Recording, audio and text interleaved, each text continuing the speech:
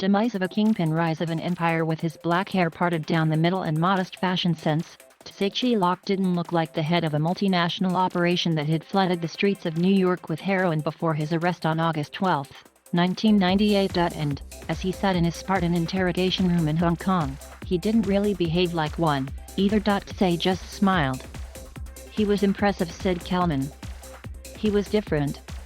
By the end of that year, Tse was in New York, where he pleaded guilty to a single charge of conspiracy to import heroin into the U.S. and was sentenced to 9 years in prison. But if the authorities that put Tse behind bars were hoping he'd emerge from prison a changed man, it seems they were wrong. 2 decades later, Tse had allegedly become the head of a methamphetamine cartel, earning an estimated $17 billion a year. Long since out of prison, he was reportedly living a lavish lifestyle built on the drug empire he purportedly operated with relative anonymity until his existence was revealed in a news report in 2019. Then in January this year, Tse was arrested at Amsterdam Schiphol International Airport at the behest of Australian Federal Police, which had led a sprawling, decade-long investigation into his organization. The man who once calmly sat opposite Calnan is now accused of being the mastermind behind the Sam Gore syndicate, arguably the biggest drug trafficking operation in Asia's history. Australian authorities are seeking Tse's extradition on methamphetamine trafficking charges. This is the story of Tse's first syndicate, how it thrived in American prisons, how police from around the world tore it apart, and how, from its ashes, this seemingly unassuming man from southern China was, allegedly, able to lay the groundwork for a multi-billion-dollar drug empire from a prison in the foothills of the Appalachian Mountains. The FBI investigation that led to Tse's arrest in Hong Kong began on a street corner in the Bronx, about 20 years after the U.S. government launched its war on drugs under President Richard Nixon. To end what Republicans called in 1980 a murderous epidemic of drug abuse sweeping the country, the government had invested heavily in anti-drug policing and passed laws that toughened sentences for drug offenders. But the tough mandatory minimum sentences for drug crimes and investments in policing were not having the desired effect. By 1992, heroin in the U.S. was getting cheaper and purer, according to a White House report at the time, and most of it was coming from Southeast Asia. That heroin was among the purest found in the U.S., the report said, and easy to overdose on from small amounts. The consequences were dire, especially in New York City, which was home to most of America's heroin addicts. Thousands of people were sent to emergency rooms each year after using the drug. Hundreds were dying. As Calnan and his team began to surveil the street corner, a few miles from Yankee Stadium, and identify suspects in tapped phones, one name kept coming up, Sonny. Sonny on the outside, they learned, was a Malaysian heroin dealer living in New Jersey. Sonny on the inside was the boss, and he had figured out how to run a heroin business from a federal prison. Yimling didn't hear the assailants quietly enter her home in Kingston, New York, on a warm autumn day in 1983. She was in her bedroom, changing to go to work at her family's Chinese tea house, when someone grabbed her from behind.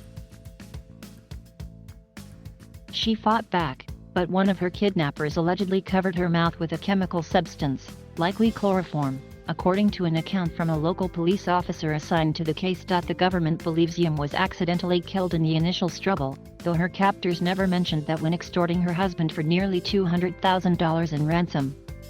Yim's body was never found. Authorities charged several people for the abduction, including Yung Bing Gong, then a 23-year-old former employee at Yim's family tea house. Gong was sentenced to life in prison, where he became Sonny on the inside, the supplier for the heroin dealers on the New York street corner Calnan was monitoring. Gong was cutting drug deals in the very place meant to punish people for dealing drugs. "I know I am not an angel, but I am still a human being," Gong said. That left Gong, as he put it, to run the streets. He joined a gang at 12 years old and eventually became a lieutenant. By 20 he was in a Malaysian jail, serving a 2-year sentence after several run-ins with the law. Following his release in 1982, he went to the U.S. Within about a year, he was in prison for Yim's abduction. At first, Gong found incarceration to be mostly boredom and drudgery. He needed something to spice up his day-to-day existence. So, after an introduction from another inmate, he turned to heroin dealing. Flamboyant, talkative, and somewhat brash, Gong was a born lead worker, and there was no better place to meet new clients than in prison. Gong would cut deals with other inmates, then coordinate with his contacts on the outside to sell the heroin over the prison phone system. Everyone spoke in code because the inmates' calls are always recorded, though not always monitored. Calnan's investigation revealed that Gong was Sonny on the inside, supplying heroin to a Puerto Rican gang on the corner of 183rd and Malton Avenue in the Bronx. He was also Sonny from Leavenworth, which referred to the federal penitentiary in Leavenworth, Kansas, one of the oldest federal prisons in the U.S.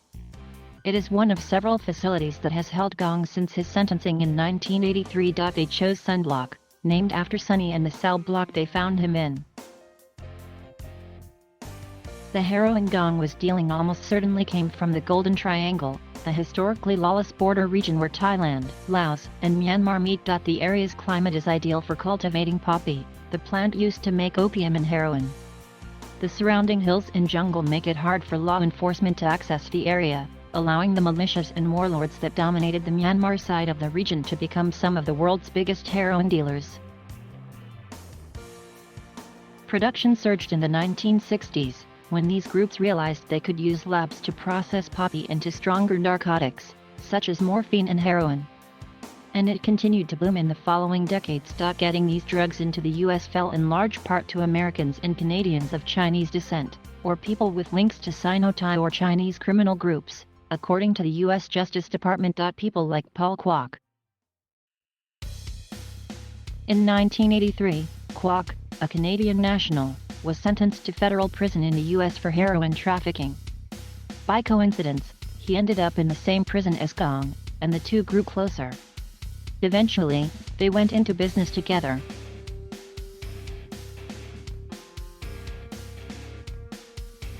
Thank you for watching. Please subscribe